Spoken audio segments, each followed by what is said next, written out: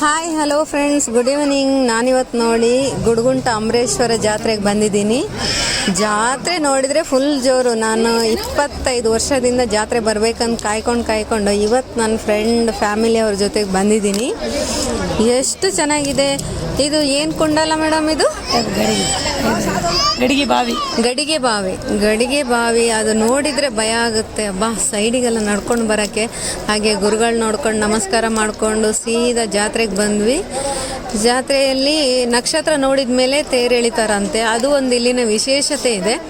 ಹಾಗಾಗಿ ನಕ್ಷತ್ರ ಬರೋ ತನಕ ನಾವು ನಿಂತು ಕಾದ್ವಿ ತುಂಬ ಹೊತ್ತು.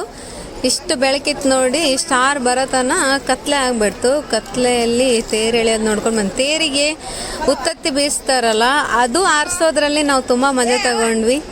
ಇವತ್ತಿನ ಜಾತ್ರೆ ತುಂಬ ಖುಷಿ ಆಯಿತು. Thank you Gudgunta Amareshwar. ಊಟ ಕೂಡ ರೊಟ್ಟಿ ಪಲ್ಯ ಎಲ್ಲರೂ ಬಗೆ ಅಡುಗೆ ಮಾಡ್ಕೊಂಡು ಬಂದಿದ್ರು. ಒಬ್ಬೊಬ್ರು ಒಂದೊಂದು ಥರ ವೆರೈಟಿ ಅಡುಗೆ, ಅದನ್ನೆಲ್ಲ ಊಟ ಮಾಡಿದ್ವಿ. ರೊಟ್ಟಿ, ಚಪಾತಿ, ಹೋಳಿಗೆ, ಹಬ್ಬ